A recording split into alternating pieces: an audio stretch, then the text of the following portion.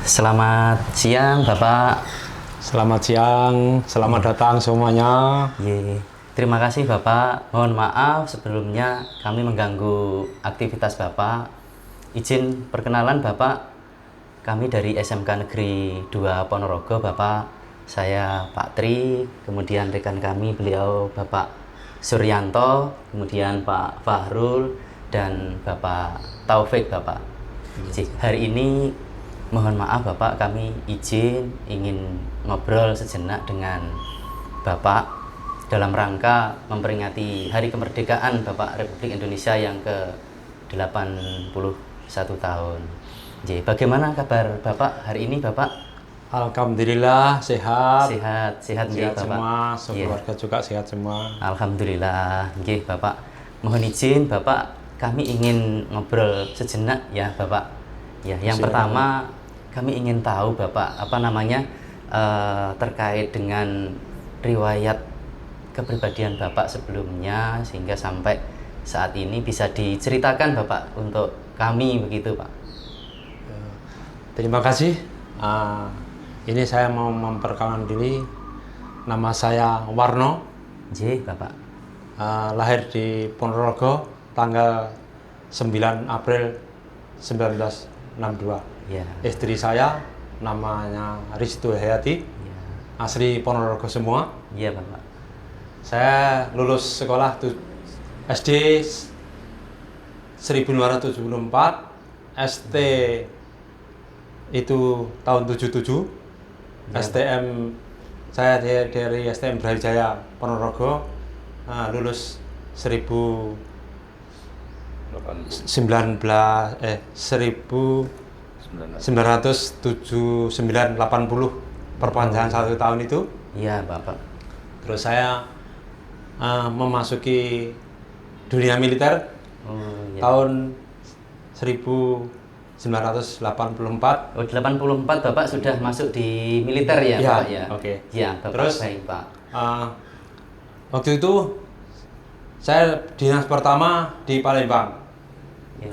Palembang, terus penugasan tim-tim itu 8485 Itu di Palembang itu Pak ya? Iya, waktu di Palembang. Baik Pak. Habis dari tim-tim 85, 86 saya ke Bangka. Ya. Misi kemanusiaan. Habis itu tahun 1991 itu saya sekolah Bintara ke Bogor. Ya. Setelah itu saya berangkat lagi ke tim-tim. Di sana 192. Habis itu tahun 93, 94, 95 itu saya penugasan ke luar negeri ke Bosnia. Oh gitu Pak ya. Jadi Bapak ini memang perjalanannya itu panjang begitu Pak. Betul, ya. betul. Ya. Ini mohon maaf Bapak, mungkin izin kami ingin tahu Pak, kenapa Bapak kok dengan rela mengorbankan keluarga ini kan Bapak kan berpindah-pindah begitu Pak ya untuk tugasnya. Ini kan Bapak kan dengan rela meninggalkan keluarga demi bangsa dan negara begitu Pak ya. Yang membuat motivasi Bapak sehingga Bapak bisa terjun ke dunia militer kemudian untuk memperjuangkan bangsa ini apa ini Pak? Kalau bisa kami diceritakan begitu Pak ya. Saya memang senang ke dunia militer. Jadi saya biarpun orang desa, memang saya cuma orang desa dulu. Orang desa malah tentara itu enggak masalah. Jadi motivasi saya yang paling tinggi dulu. Mbah-mbah kita. Yang lebih ini lagi Pak Lek saya, adiknya bapak saya itu sampai sekarang hilang, nggak pulang itu gara-gara Belanda. Oh. Ya sebetulnya seandainya saya ini masih dari lingkungan penjajah, saya akan balas dendam sebenarnya. Oh. Tapi berhubung sudah merdeka, ya otomatis menyesuaikan keadaan. Ini jadi menjadi motivasi panjenengan, motivasi awal gitu. Jadi salah satu motivasi itu bagaimana kaitannya dengan ada keluarga yang Ya, yang hilang tadi Pak ya, ada keluarga yang hilang. Tersendiri, di mana panjenengan suatu saat bisa menemukan ketika panjenengan menjadi seorang militer itu mungkin ranahnya ketika untuk mencari dan sebagainya itu atau memperjuangkan keluarga yang hilang pun lebih tinggi gitu. Betul. Ya. Dan pada waktu itu kan ini Pak ya, ekonomi masih sulit Pak ya. Nah, itu kan keluarga yang ditinggal itu kan juga otomatis kan juga sulit juga gitu kan Pak ya. Nah ini terkait dengan keluarga Pak, ketika Bapak tinggal harus bertugas di beberapa daerah, bahkan Bapak sampai ke luar negeri, ke Bosnia begitu Pak ya, itu kondisi keluarga bagaimana Bapak waktu itu Pak? Istri saya waktu masih ngurus pun sudah saya kasih tahu. Ya. Kebetulan mertua saya juga militer, jadi gitu. tahu cerita-cerita baik dari saya maupun dari ya. bapak mertua udah tahu dan keluarga militer memang ya, Bapak ya. Resiko. Ya. Bahkan setiap ada anggota atau saya sendiri ngurus itu, saya janji sampai nanti suatu saat apakah siap jadi janda. Karena apa? Tentara itu setiap saat akrab dengan maut. Kan itu. Iya. Sampai segitunya gitu Pak. Iya, artinya daripada nanti menyesal, lebih baik saya jelaskan sekalian. Termasuk anggota-anggota yang mengurus nikah itu kan menghadap dari Danru ke Baton, dan tinggal gini. Jadi didoktrin memang Pak. Gitu. Dari beberapa penugasan yang panjenengan sudah tempati Bapak nggih, ada beberapa tempat yang sudah panjenengan untuk bekerja tadi, ada beberapa provinsi ya sampai ke luar negeri. Ya, daerah wilayah tadi Pak ya. Apakah dari satu wilayah itu ada yang membuat panjenengan terkesan? Ya, mungkin perjuangan Bapak yang paling berat atau terkesan di situ ya, gitu, Pak. Kalau tugas saya Pak, namanya kalau dirasakan itu berat, memang berat. Tapi dengan misi resiko tentara begini ya dijalani saja. Tapi yang berkesan lagi ketika menangani bencana Pak. Bencana. Itu yang di Lampung saya. Di Lampung. Lampung sama Bengkulu. Itu tahun berapa Pak waktu itu Pak? 86. Oh, 86. Ya, waktu banjir Lampung. Banjir Lampung. Ya. Itu panjenengan berarti di Kesatuan Zanzibar atau Sipur nggih. Sipur 2 Palembang. Sipur 2 Palembang. Berarti kalau garis besar kalau Sipur itu yang saya ketahui itu untuk pembuatan jembatan dan sebagainya. Betul. Jalan raya, jalan lapangan terbang darurat. Oh iya. Jadi untuk misinya yang paling utama 2. Konstruksi dan demolisi. Merusak dan bangun. Makanya sekolah itu soal perusakan, tukang rusak itu memang betul sekolah kan. Iya Pak. Bikin jembatan tuh kan bertahun-tahun, berbulan-bulan, beribu-ribu pasang tangan manusia. Iya. Tapi kalau orang seni mau menghancurkan 5 menit selesai. Bubar. Iya Bapak. Terkait ini Pak, Bapak kan di beberapa wilayah itu tadi kan Pak ya. Yang paling lama itu di wilayah mana itu Pak? Bapak tugasnya itu Pak? Di tim-tim 2 kali itu 1,5 tahun, terus yang kedua hampir 2 tahun. Oh gitu. Tapi keluarga tetap di asrama. Oh, di asrama. Ikut di ini Pak ya? Ikut di sana juga. Ya. Oh gitu. Oh, cik Bapak. Baik Bapak, ini kami kan termasuk generasi muda kan Bapak ya. Kami di sekolah. Nah, kami sendiri kan memang perjuangan para tentara zaman dulu itu kan kami hanya berdasarkan cerita sejarah Bapak. Betul. Nah, kemudian sekarang ini kan zamannya sudah berbeda dengan zaman dulu. Kalau zaman dulu memang kan masih banyak perjuangan dan sebagainya Pak. Mungkin ada pesan-pesan dari Bapak untuk kami yang selaku di generasi muda begitu. Mungkin untuk ke anak-anak kami juga Pak yang masih sekolah di bangku SMK, mungkin nanti bisa kami sampaikan kepada anak-anak kami kalau misalkan ada pesan-pesan untuk kami yang generasi muda begitu Pak dari Bapak. Kesan saya bagi saya pribadi ketika saya di militer itu doktrin itu sifat kejujuran. Kejujuran Pak ya. Terus pengabdian.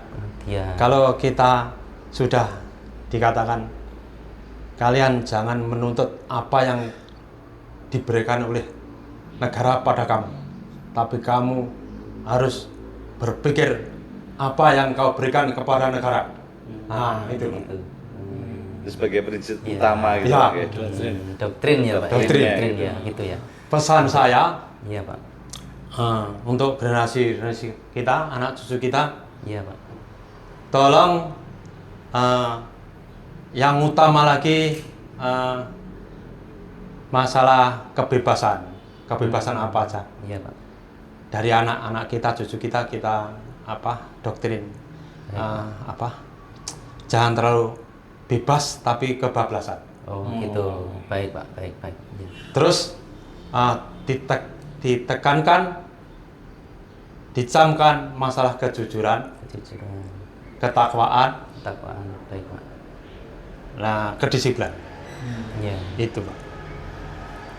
Jadi kalau di sekolah kita juga bisa sinkronkan kaitannya dengan penanaman karakter Bapak. Jadi ini Betul sekali. dari panjenengan kemukakan tadi ada beberapa, memang benar ini untuk generasi muda selanjutnya, penanaman karakter seperti tanggung jawab, disiplin dan sebagainya itu adalah kunci utama bagi kita, adalah kesuksesan itu seperti itu.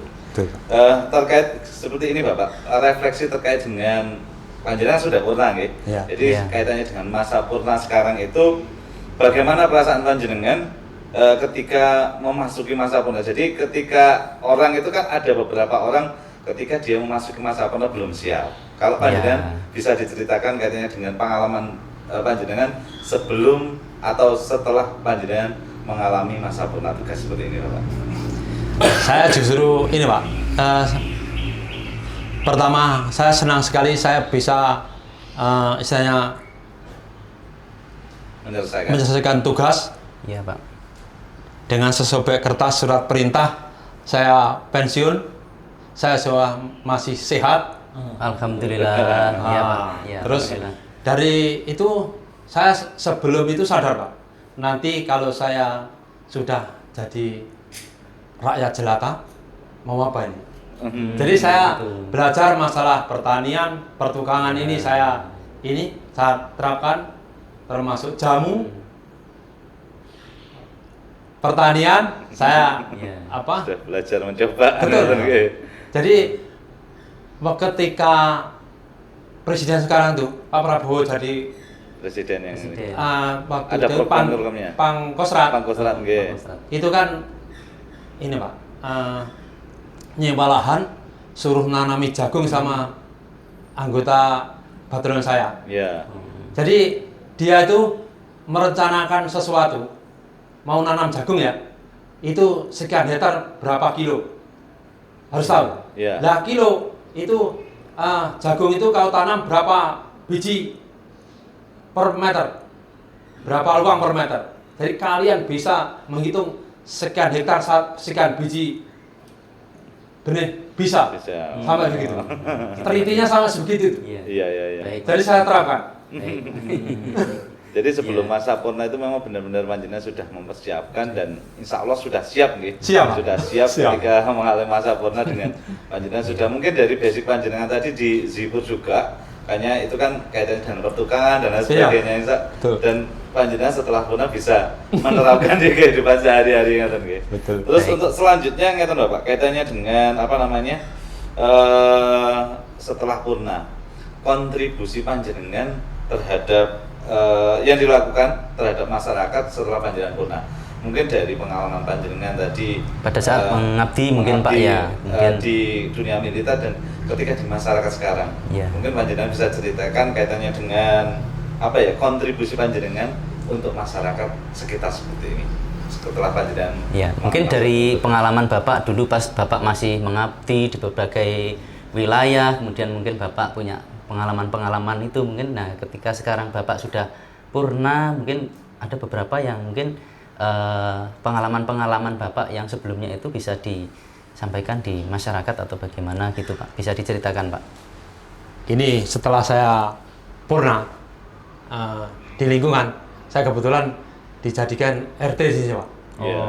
Ketua RT begitu Ketua Pak RT, ya, ya. begitu. Nah, Baik, terus Pak. Baik. apa seperti bikin jalan ini, dulu kan jalan-jalan setapak Pak. di aspal juga sampai sana itu bikin jalan permanen. Ya. Ini tadi ketika saya masuk ruangan ini Bapak, saya melihat di pelang depan apa ya, ketua veteran Ponorogo nggak nggih? Atau LPRI. Ya, LPRI. Panjenengan selaku ketua ini pun atau bagaimana Bapak? Pengurus. Oh, pengurus di LPRI nggih. Ya. Jadi saya di lingkungan ya berkecimpung masalah lingkungan di RT, terus di veteran saya pengurus. Jadi seandainya ada yang meninggal, ada yang upacara pemancahan bambu runcing di makamnya itu. Ya. Jadi saya pelakunya juga dalangnya. Dalangnya. Jadi wayangnya dalangnya itu. Iya. Karena apa? Yang paling muda kan rombongan saya. Nggih. Jadi sepuh-sepuh itu wis mosok bodoh Mas, gitu. Jadi saya kalau acara ngerayu yang gendong sound itu Pak, kabel-kabel sound itu saya sama kawan-kawan itu. Baik Pak, artinya Bapak setelah Purna itu memang masih banyak kontribusi di masyarakat begitu Alhamdulillah Pak? Baik Pak, Alhamdulillah Bapak sampai saat ini masih sehat Bapak. Amin. Kami juga mendoakan semoga Bapak juga selalu sehat begitu Amin. Pak. Iya. Mungkin ada yang perlu disampaikan. Begini Pak, satu pertanyaan Pak. Mungkin dari Bapak, maksudnya gini, ada enggak pewaris dari Bapak? Maksudnya mungkin anak atau mungkin saja cucu yang mengikuti di jalur militer seperti Bapak. Iya. Alhamdulillah ini si anak saya yang kedua yang namanya Bayu Laksono Yudo itu. Begitu saya pensiun 2015, 2016 beliau menggantikan saya. Oh, begitu Pak ya. Sekarang nggak ada di Bali. Kebetulan istrinya ya PU-nya SMK Kak. SMK. Iya. Baik Pak. Jadi gini Bapak, yang mungkin harapan panjenengan untuk kedepannya atau untuk Indonesia kedepannya, dan peran apa yang bisa diambil generasi muda untuk mewujudkan. Ini yang apa harapan panjenengan untuk Indonesia di masa depan, dan peran apa yang bisa diambil generasi muda untuk mewujudkannya. Harapan panjenengan untuk Indonesia kedepannya tadi, setelah panjenengan berjuang, setelah panjenengan berdinas dengan beberapa wilayah yang panjenengan sudah lalui gitu. Itu harapan panjenengan kedepannya Indonesia itu seperti apa? Harapan saya mudah-mudahan negara kita tertata dengan baik, Iya Pak. dengan cermat. Terus tolong untuk generasi mudanya, yaitu tadi doktrin, kedisiplinan, kejujuran, ketakwaan tadi. Kalau itu nggak ada Pak, bubar. Baik Pak. Baik. Berarti itu selaras dengan dunia pendidikan, terus sesuai dengan visi maupun misi negara Republik Indonesia, yaitu mencetak generasi emas pada tahun 2045 gitu. Jadi dengan karakter yang kuat, insya Allah nanti visi misi tersebut pada tahun 2045 bisa terwujud, kata Pak. Gitu. Ya. Terus mungkin sepenggal kata atau satu kalimat yang pengen benar-benar panjenengan tanamkan kepada generasi muda sekarang sebelum kita mengakhiri itu, ada suatu quotes atau pesan moral yang bisa kita sampaikan nanti ke depannya kepada siswa kita gitu Bapak, untuk supaya karena banyak tren itu mengatakan anak muda sekarang mungkin secara karakter mungkin mengalami penurunan, dan ada beberapa dari anak muda yang berpikiran pengen ke luar negeri, pengen mengakhiri menjadi warga NKRI dan sebagainya. Itu mungkin pesan panjenengan ke depannya untuk generasi muda seperti itu bagaimana Bapak, setelah perjuangan panjenengan sudah lalui untuk memperjuangkan Indonesia tadi, mungkin ada pesan moralnya? Mungkin ya kalau sekarang pesan saya itu kayaknya berat Pak. Pertama kali ya itu tadi, ketakwaan, kejujuran, disiplinan, terus keahlian fisik. Fisik, Iya. Anak-anak sekarang di fisik setengah hari ya banyak pingsan. Iya. Artinya semangat juangnya itu untuk anak-anak sekarang itu ini Pak ya. Memang kurang apa ya? Ya, gregetnya itu apa? nggak seperti dulu gitu Pak ya. Terlalu enak nyenyak anak sekarang. Ya, terlalu nyaman begitu Pak ya. Menyeberang Ya. jalan aja pakai sepeda, pakai motor. Ya. Dulu Pak, Ya. jalan kaki. Dan kaki. Kemana Baik, jalan baik. kaki. Baik. Nggih. Jadi itu yang utama lagi yaitu ketakwaan, kejujuran, Kejujuran. kedisiplinan, Ya. dan masalah fisik. Nggih, nggih, Oke, Bapak. nggih. Terima kasih Bapak. Itu. Nggih. Ada lagi? Cukup Ya, Pak Farul? gitu. Baik Bapak, saya kira ngobrol-ngobrol santai kita hari ini cukup begitu Bapak. Terima kasih sekali Bapak sudah menceritakan begitu banyak perjuangan Bapak ketika masih berada di dunia militer hingga sampai dengan purna, dan juga kami sudah diberikan beberapa pesan-pesan begitu Pak ya untuk generasi muda untuk membela bangsa dan negara biar nanti negara Indonesia ini lebih baik, lebih maju begitu Bapak ya. Dan kami dari SMK Negeri 2 Ponorogo mungkin hari ini cukup begitu dulu Bapak. Kami sampaikan banyak terima kasih. Kami doakan Bapak selalu sehat. Amin. Dan Amin. juga keluarga Bapak semuanya Amin. sehat begitu Pak ya. Amin. Nggih, dilancarkan rezekinya. Amin. Mungkin cukup ngoten Bapak, terima kasih sekali. Nggih. Saya juga terima kasih banyak, Baik Pak. bersyukur samban-samban bapak-bapak bisa kunjung ke saya. Iya, Pak. Seandainya saya berbicara kurang sopan, ada kurang lebihnya, saya mohon maaf. Mudah-mudahan Sama-sama, Bapak. bapak semua dikasih kesehatan, Amin, amin, amin. terus dunia pendidikan makin jaya. Amin. Amin. Akan datang. Nggih, Bapak. Terima kasih. Terima kasih. Ya, terima kasih Bapak. Iya, Nggih. monggo.